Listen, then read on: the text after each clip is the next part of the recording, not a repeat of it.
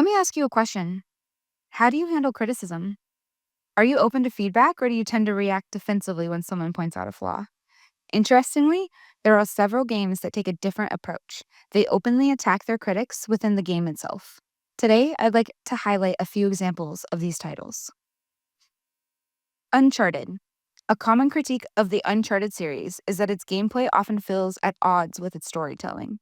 In the games, players assume the role of Nathan Drake, a treasure hunter reminiscent of Indiana Jones.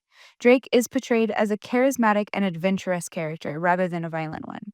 However, throughout the gameplay, players frequently find themselves engaging in intense combat, leading to the defeat of countless enemies.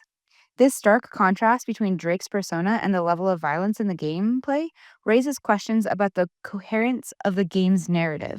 When the narrative of the game doesn't quite match its mechanics, it's referred to as Ludo-narrative dissonance, a concept that is particularly relevant in the Uncharted series. During the development of Uncharted 4, the creators chose to scale back on the combat segments to portray Nathan Drake as someone who takes fewer lives. Interestingly, they still included a specific achievement for players who eliminated 1,000 enemies, amply named the Ludo-narrative achievement. Psychonauts. The game Psychonauts was created by Tim Schafer, who previously worked in the beloved title Island Monkey 2. Known for his strong responses to negative criticism, Schafer made a notable statement in Psychonauts that echoed his statement from earlier projects. Before this game, he developed Grim Fandango, a fun title that, while enjoyable, did not resonate with all players. Critics pointed out that certain aspects they found flawed, claiming some puzzles felt rather silly. Schaefer seemingly took this feedback to heart. In Psychonauts, he introduced a unique boss character called the Critic. This comically overweight figure represents the harsh opinions of reviewers. During the battle, the critic attacks the players with a barrage of vague yet familiar phrases often heard in reviews, such as, "The gameplay isn't good," and "The story lacks depth." These humorous jabs not only provided an amusing challenge, but also served as a clever commentary on the nature of criticism in the gaming industry.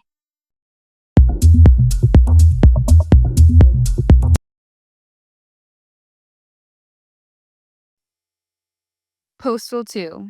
Postal 2 is famously known as one of the most controversial video games ever created. Interestingly, the controversy actually began with its initial version, which is quite different from the sequel. At one point, an American senator took to Congress to vehemently criticize the game, declaring it the third worst thing to ever happen in American public. According to this senator, the first two were Marilyn Monroe and Calvin Klein's underwear ads. It was claimed that this game played a significant role in the increase of violence in society. It's widely regarded as a rather absurd criticism of the video game in general. To add to the drama, the U.S. Postal Service even filed a lawsuit against the creators, alleging that the game harmed their reputation, despite the fact that the game's protagonist didn't even work there. What makes this even more intriguing is that in Postal 2, the developers doubled down on the controversy. If you've played it, you might remember a particular scene where a group of protests against a video game argued they incite violence and calling for a government ban. And a dark twist of irony, the game gives players the option to pour gasoline on the protesters and set them ablaze. Pokemon Sun and Moon. When it comes to Pokemon games, reviews often aren't a major concern for dedicated fans. More than anything, they just want to know about the Pokemon available in the game and if they can catch them all. However, one of the most memorable comments from a game critic originates from the reviews of Pokemon Alpha Sapphire and Omega Ruby on IGN. This title is set in a lush tropical environment filled with water, and the critic famously rated it as 7.8, citing, "There's too much water." As a significant downside, this remark quickly became a meme, spawning countless jokes throughout the gaming community. The Pokemon franchise didn't let this humorous critic go unnoticed. In the following installment, Pokemon Sun and Moon, players have the ability to snap photos of various Pokemon and share them on social media within the game. Some bots would comment on these pictures, and amusingly, if you took a photo of a Pokemon by the beach with the ocean view, you might receive a comment echoing the IGN reviewer, "There's too much water." This clever nod to the infamous critique is a testament to how a franchise embraces its fans' humor. The Stanley Parable. One of the most notable reactions to a critique comes from the game The Stanley Parable. A player named Raphael, after experiencing the game, decided to share his thoughts with the developers via an email. However, the developers didn't quite agree with his feedback and instead created a playful trailer called Raphael's Trailer, which centered entirely around him. In this trailer, the narrator humorously reads Raphael's comments, while a lighthearted song plays in the background, poking fun at his opinions one by one. Raphael expressed some unique views, such as feeling that players couldn't really do anything in the game without feeling involved, that the game wasn't popular among women, and that the narrator's constant repetition of the name Stanley was particularly annoying. The trailer took things a step further, showcasing a new section where players could explore different boxes, claiming that clicking any of them would provide a fun experience. For instance, in response to Raphael's claim that can't do much, the developers included a segment that demonstrates how interactive the game is. One of the standout moments involves the narrator rapidly repeating Stanley to intentionally irritate Raphael. Additionally, if a player accesses the command console and types in Raphael, the narrator will again endlessly repeat Stanley, adding another layer of humor at Raphael's expense. This cheeky response not only highlights the game's playful nature, but also serves as a clever commentary on the relationship between developers and critics.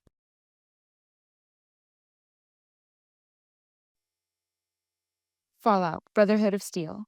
Fallout Brotherhood of Steel marked the final release from Interplay, but it failed to resonate with fans and critics alike, largely because it departed significantly from the core elements of previous Fallout titles.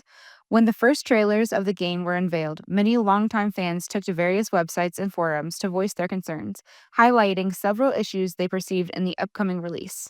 In response to the backlash, the developers didn't seem to take the criticism lightly. In a rather cheeky move, they included a message in the game's credits that acknowledged the websites where fans had expressed their grievances, thanking them for providing some amusement. However, the real humor may have came from the players themselves, as Fallout Brotherhood of Steel was widely regarded as disappointing. This negative reception ultimately contributed to the franchise being handed over to Bethesda, which revitalized it in subsequent titles.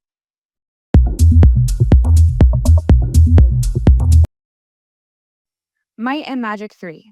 When Might and Magic 2 was launched, it garnered a fairly positive reception overall. However, one critic, a woman named Scorpio, was noticeably unimpressed and issued a particularly scathing review. The game's developers were not happy about her harsh criticism, so they decided to take a playful jab at her in the sequel, Might and Magic 3. They created a rather comical character, a large and unattractive female demon named Scorpio. Interestingly enough, Scorpio reviewed Might and Magic 3 as well, and this time she took a much more balanced approach. She appreciated the humor behind the character named after her and even mentioned it in her review. Ultimately, she found the game to be significant improvement over its predecessor, awarding it a higher score than she had given Might and Magic 2. Monkey Island 2. The Monkey Island series is widely regarded as one of the top points and click adventures. When the first game debuted, some critics poured out that certain puzzles were overly challenging and had seemed ridiculous solutions. This feedback didn't sit well with the gamer's creator, who decided to take a playful jab at the reviewers in the sequel. The cover of Monkey Island 2 humorously advertised new difficulty options, including an easy mode and one that was even simpler, dubbed Journalist Difficulty. Despite this tongue in cheek critique, the game garnered impressive reviews, and it seemed that many critics overlooked this clever joke, likely because the disc they received lacked the update cover. Dark Souls 2. Dark Souls 2 is widely recognized for its challenging gameplay, often considered one of its defining features. While the game's difficulty isn't for everyone, fans of the series embrace the tough challenges it presents. Dying in the game is a common experience, and players quickly learn to accept it as part of the journey. However, some critics voiced their concerns about the high levels of difficulty when the original Dark Souls was launched. They anticipated features that would allow players to adjust the difficulty, such as easy or normal modes. The developer clearly had different plans in mind. In Dark Souls 2, the teams decided to take a little dig at those critics. Upon your first death in the game, you're awarded an achievement titled, "This is Dark Souls." This clever nod serves as a reminder of the game's identity and its unwavering commitment to delivering a unique challenge. Borderlands. In the Borderlands series, one of the most intriguing DLC expansions features a character named Mr. Torg. Throughout this DLC, players undertake a series of outrageous missions for him. One particularly interesting assignment revolves around a newly released game that happens to be one of Torg's favorites. After a game critic gives it a poor review, Torg sends you on a mission to track down and eliminate this critic. Tongue-in-cheek commentary on gamers who are overly passionate about their beloved titles and might lash out at critics for not awarding perfect scores. The game cleverly references this phenomenon, highlighting the often intense relationship between players and the game reviewers.